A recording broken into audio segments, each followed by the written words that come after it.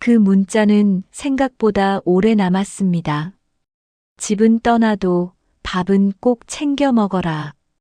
저는 그 한 줄을 읽고 멈춰 섰습니다. 이혼 서류에 도장을 찍고 나서던 날이었습니다.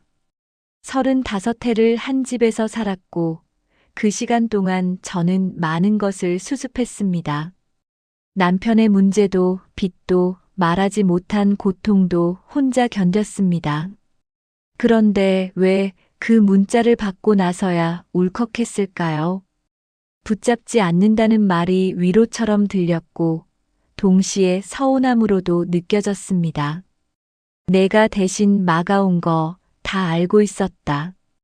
그 말은 왜 그날 이후로 계속 떠올랐을까요? 알고 계셨다는 것과 말씀하지 않으셨다는 것 사이에서 저는 무엇을 느꼈을까요? 이혼 이후 우리는 만나지 않았지만 계절이 바뀔 때쯤 짧은 안부가 왔습니다.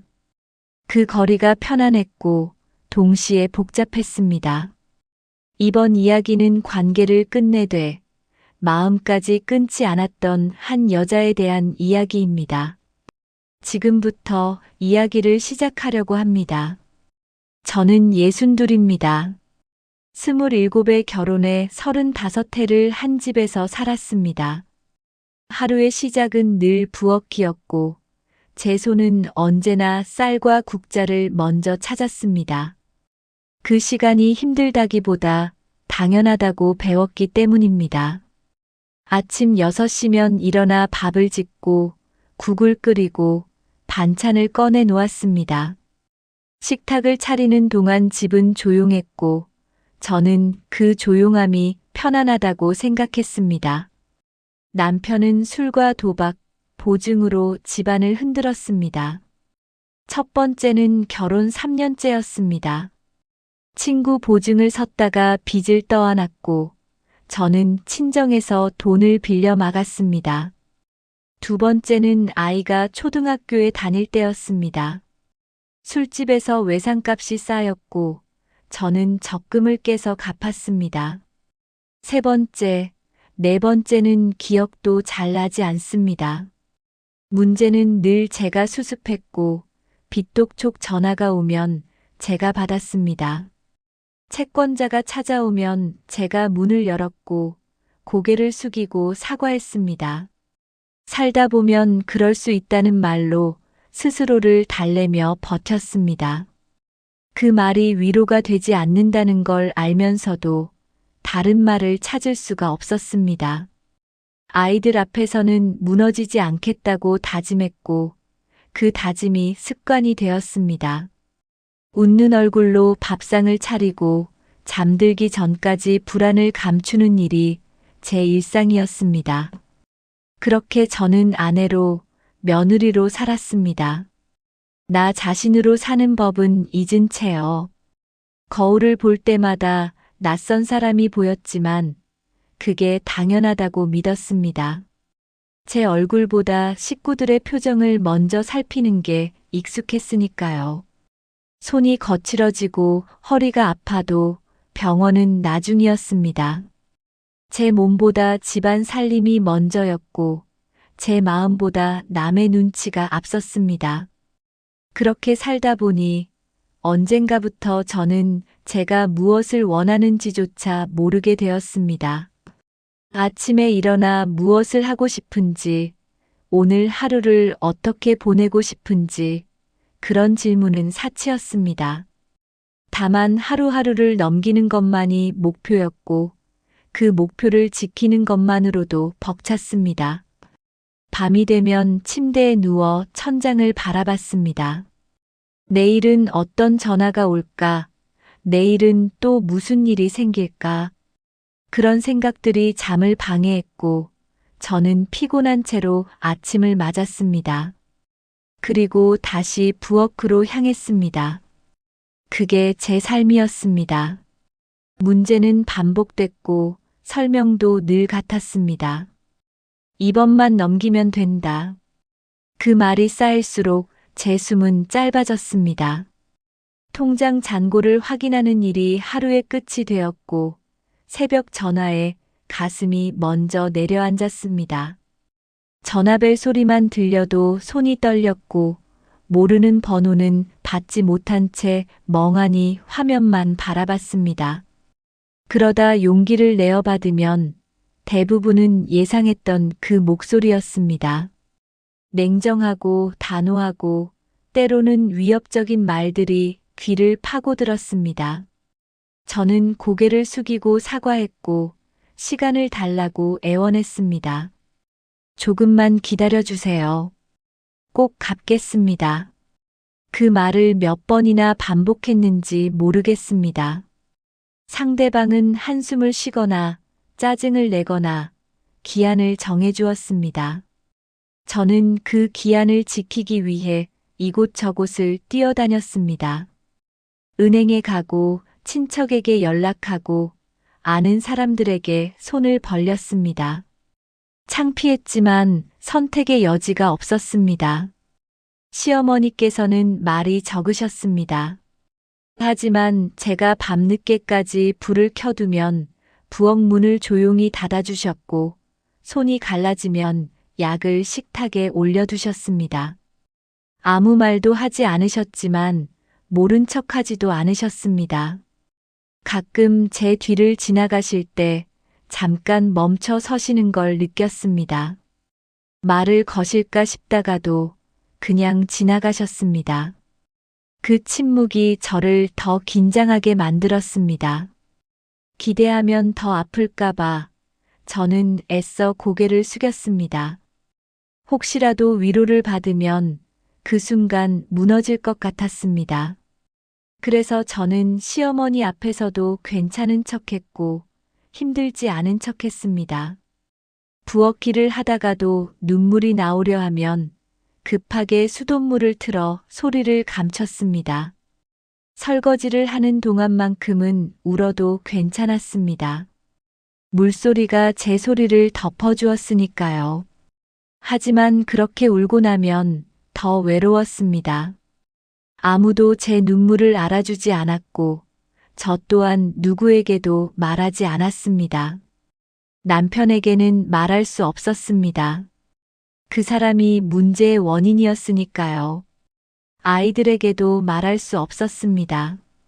아이들은 아직 어렸고 부모의 문제를 알 필요가 없었습니다. 친구들에게도 말하기 어려웠습니다.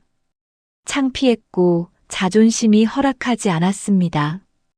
그렇게 저는 혼자였습니다. 그 외로움이 긴장을 더 키웠고 긴장은 저를 더 외롭게 만들었습니다.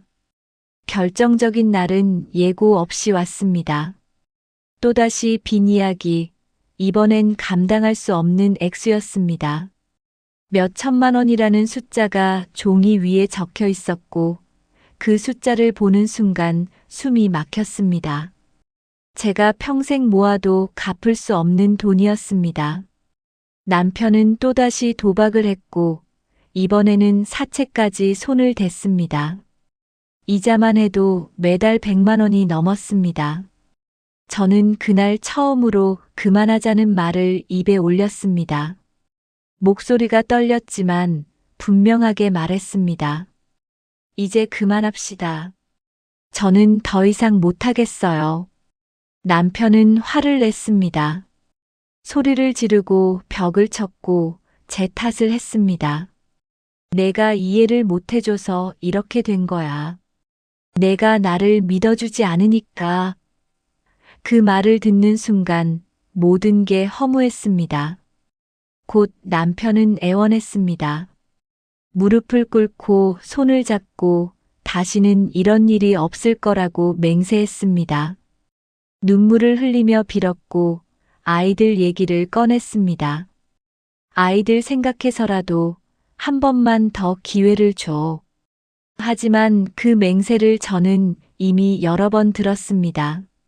믿을 수 없었고 믿고 싶지도 않았습니다. 저는 조용히 서류를 준비했습니다. 이혼이라는 단어가 종이 위에서 낯설게 빛났습니다. 변호사 사무실에 가서 상담을 받았고 필요한 서류들을 챙겼습니다.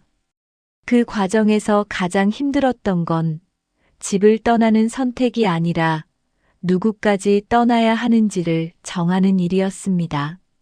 남편과의 관계는 끝이었지만 그 집에는 다른 사람도 있었습니다. 시어머니께서 저를 바라보시던 눈길이 떠올랐습니다. 따뜻하지는 않았지만 차갑지도 않았던 그 시선. 말없이 약을 놓아두시던 손길. 부엌 문을 닫아주시던 배려. 그런 것들이 자꾸 생각났습니다. 하지만 저는 그분의 마음을 끝내 물어보지 못했습니다. 물어보면 떠나기가 더 힘들어질 것 같았습니다. 만약 붙잡으신다면 저는 또다시 흔들릴지도 몰랐습니다. 그래서 저는 아무 말도 하지 않고 조용히 준비했습니다. 서류를 챙기고 짐을 정리하고 갈 곳을 알아봤습니다. 작은 원룸을 계약했고 필요한 물건들을 하나씩 옮겼습니다.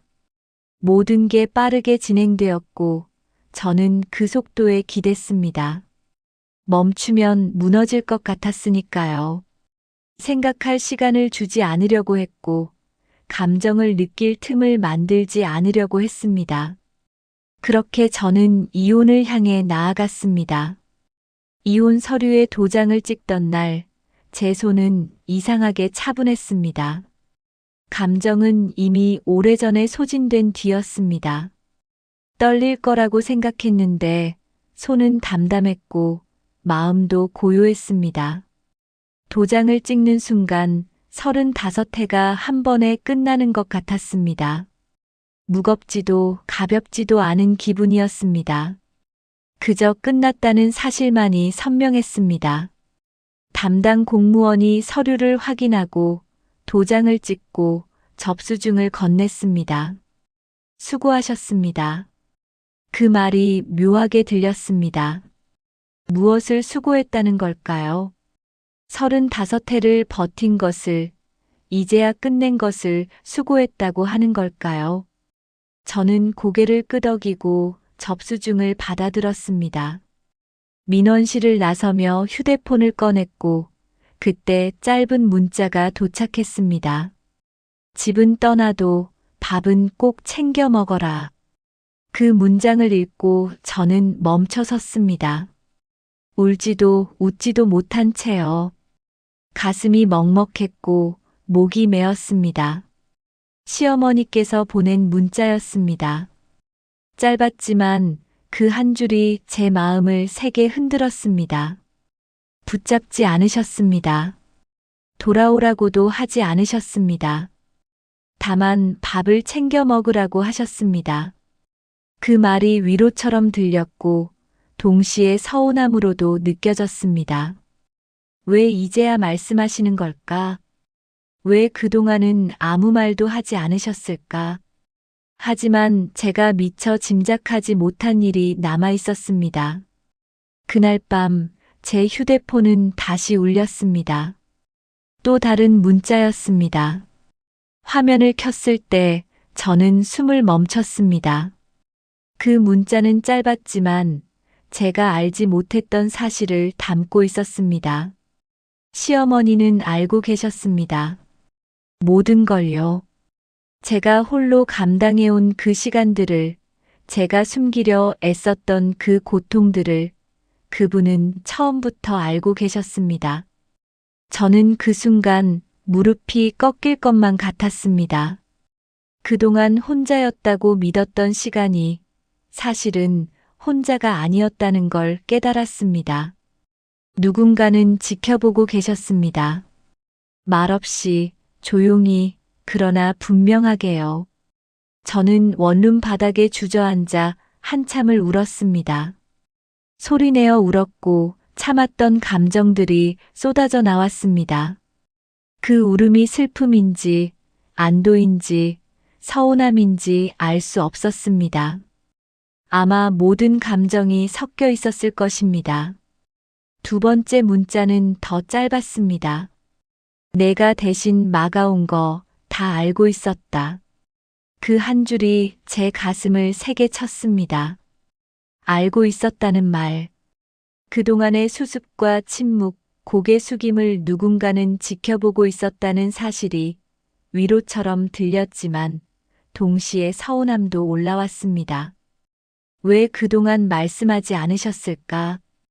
왜 혼자 버티게 두셨을까? 그 질문이 머릿속을 맴돌았습니다. 한마디만 해주셨어도 조금은 덜 외로웠을 텐데. 그 고통을 누군가 알고 있다는 사실만으로도 버틸 힘이 생겼을 텐데. 하지만 그분은 침묵하셨고 저는 혼자라고 믿었습니다. 하지만 동시에 남편을 향한 분노가 더 선명해졌습니다. 알고도 멈추지 않았고 알고도 제 등을 뒤에 두었으니까요. 제가 앞에서 막아주는 동안 그는 뒤에 숨어 있었습니다. 제가 빚을 갚는 동안 그는 또다시 빚을 만들었습니다. 제가 무너지지 않으려 애쓰는 동안 그는 저를 무너뜨리고 있었습니다. 그 사실이 분노로 치솟았습니다. 하지만 소리 지르지 않았습니다. 울지도 않았습니다. 저는 그날 처음으로 남편의 연락을 차단했습니다. 전화번호를 지우고 문자를 삭제하고 모든 흔적을 지웠습니다. 그 사람이 보낸 사진들, 함께 찍은 사진들, 모든 것을 휴대폰에서 지워버렸습니다. 분노는 소리 없이 끝을 맺었습니다. 조용했지만 확실했습니다. 더 이상 그 사람의 목소리를 듣지 않겠다고, 더 이상 그 사람의 문제를 떠안지 않겠다고 다짐했습니다. 그 결정은 차가웠지만 필요했습니다. 저를 지키기 위해서는 그를 완전히 끊어내야 했습니다. 그렇게 하지 않으면 저는 또다시 무너질 것 같았습니다. 분노는 제게 힘을 주었습니다. 슬픔은 저를 주저앉게 했지만 분노는 저를 일으켜 세웠습니다. 그 감정이 옳은지는 몰랐지만 그 감정 덕분에 저는 버틸 수 있었습니다. 이혼 서류를 제출하고 집을 나서고 새로운 곳으로 향할 수 있었습니다. 원룸은 작았지만 제 공간이었습니다. 아무도 저를 괴롭히지 않았고 아무도 제게 빚을 떠넘기지 않았습니다. 그 조용함이 처음에는 낯설었지만 곧 익숙해졌습니다. 저는 그 조용함 속에서 비로소 숨을 쉴 수 있었습니다. 며칠 뒤 시어머니께서는 찾아오지 않으셨습니다. 대신 문자가 한 번 더 왔습니다. 붙잡지 않겠다. 그 말이 이상하게 위로가 되었습니다. 붙잡지 않으신다는 건 제 선택을 존중하신다는 뜻이었습니다. 돌아오라고 하지 않으신다는 건 제가 떠날 권리를 인정하신다는 의미였습니다. 저는 생각했습니다. 어쩌면 그분도 아들을 낳았다는 이유로 평생을 참아온 사람일지 모른다고요. 저와 다른 자리에서 같은 집을 버텨온 사람이었을지도 모른다고요. 며느리와 시어머니라는 관계 이전에 우리는 같은 아픔을 아는 사람들이었을지도 몰랐습니다. 그분도 젊었을 때 남편 때문에 고생하셨을지도 모릅니다. 그분도 빚을 갚느라, 눈치를 보느라, 참고 버티느라 힘드셨을지도 모릅니다. 그래서 제 고생을 아셨을 것이고, 그래서 침묵하셨을 것입니다. 말해봤자 달라지지 않는다는 걸 그분도 알고 계셨으니까요. 이해는 용서와 다르다는 걸 그때 배웠습니다. 저는 이해하되 돌아가지 않기로 했습니다. 그 선택이 저를 살렸습니다. 이해한다고 해서 다시 그 자리로 돌아가야 하는 건 아니었습니다. 이해한다고 해서 과거를 지워야 하는 것도 아니었습니다. 저는 그분의 침묵을 이해했지만 제 선택을 바꾸지는 않았습니다.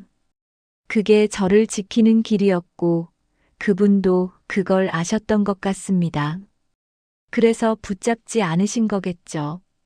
그 거리가 오히려 우리를 편하게 했습니다.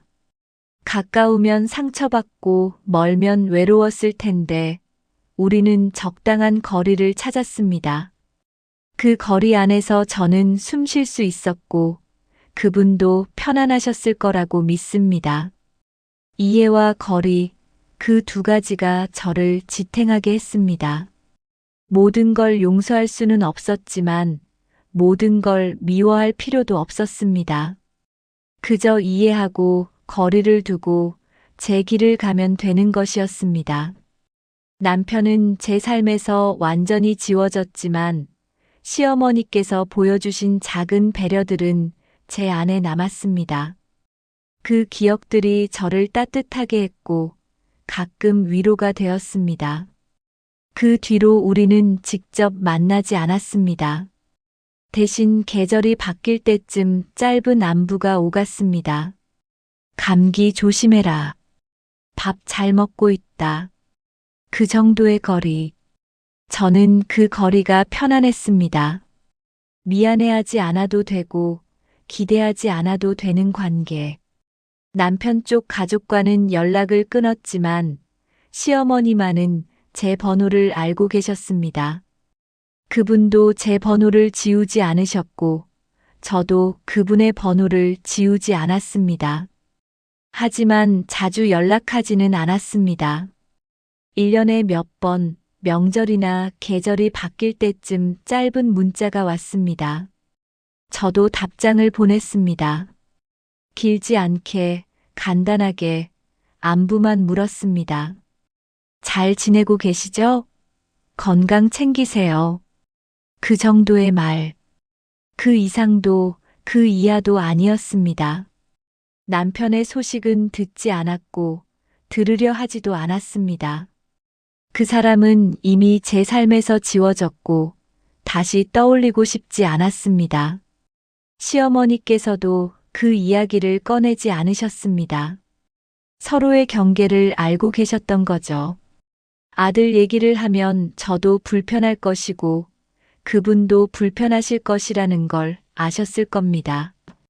그래서 우리는 그 주제를 피했고 가벼운 안부만 나눴습니다.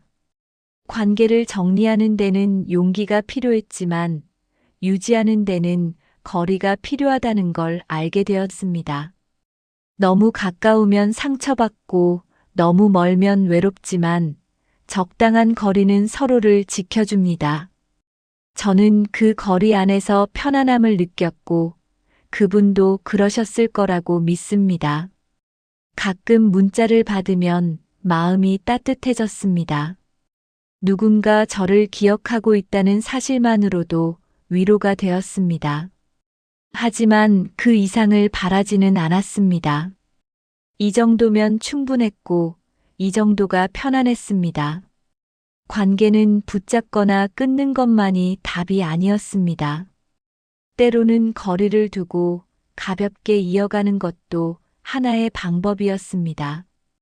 저는 그 방법을 배웠고 그 방법으로 시어머니와의 관계를 유지했습니다. 완벽하지는 않았지만 그래도 괜찮았습니다. 지금도 밥솥에서 김이 오르면 저는 잠시 손을 멈춥니다. 예전엔 누군가를 위해 짓던 밥이었지만 이제는 제 하루를 확인하는 일이 되었습니다.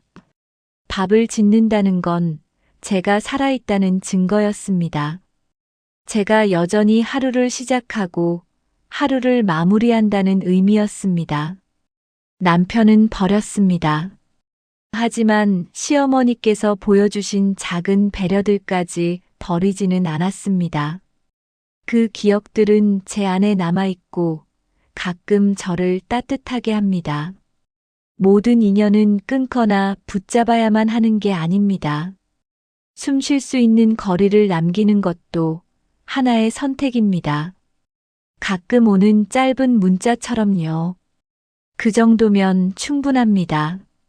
저는 이제 혼자 살지만 외롭지 않습니다. 혼자라는 건 고독과 다르다는 걸 배웠습니다. 혼자는 자유이고 고독은 외로움입니다. 저는 자유를 선택했고 그 선택을 후회하지 않습니다. 가끔 밤에 잠들기 전 그날 하루를 떠올립니다. 누구와도 싸우지 않았고, 누구에게도 사과하지 않았고, 누구의 눈치도 보지 않았습니다.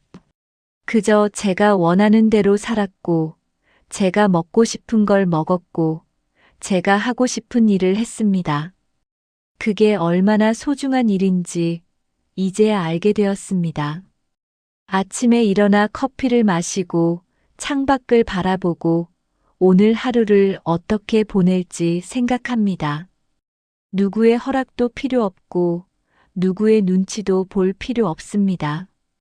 제 시간은 온전히 제 것이고 제 선택은 온전히 제 책임입니다. 그게 자유입니다. 시어머니께서 보내신 문자는 가끔 다시 읽습니다. 집은 떠나도 밥은 꼭 챙겨 먹어라. 그 문장이 저를 지탱하게 합니다. 누군가는 저를 걱정하고 있고 누군가는 제가 잘 살기를 바라고 있습니다. 그 마음이 저를 외롭지 않게 합니다. 관계는 가까움으로만 증명되지 않습니다. 때로는 거리로도 증명됩니다. 저와 시어머니의 관계처럼요. 우리는 자주 만나지 않지만 서로를 잊지 않습니다. 우리는 가깝지 않지만 서로를 미워하지 않습니다. 그 정도의 관계. 그게 제게는 충분합니다. 이 이야기를 마무리하며 저는 생각합니다. 관계란 무엇일까요? 끝을 맺는다는 건 모든 걸 지우는 일일까요? 저는 남편을 버렸지만 시어머니께서 보여주신 작은 배려까지 버리지는 않았습니다. 그 선택이 옳았는지는 모르겠습니다. 다만 그 선택 덕분에 저는 숨 쉴 수 있었습니다. 어떤 인연은 끊어야 하고 어떤 인연은 거리를 두면 됩니다. 가까우면 상처받고 멀면 외로운 관계도 있습니다. 하지만 적당한 거리는 서로를 지켜줍니다. 계절이 바뀔 때 오는 짧은 안부처럼요. 저는 지금 혼자 살지만 외롭지 않습니다. 밥을 짓고 하루를 시작하고 제가 원하는 대로 삽니다. 그게 얼마나 소중한 일인지 이제야 알게 되었습니다. 누군가를 위해 살던 시간이 끝나고 저를 위해 사는 시간이 시작되었습니다.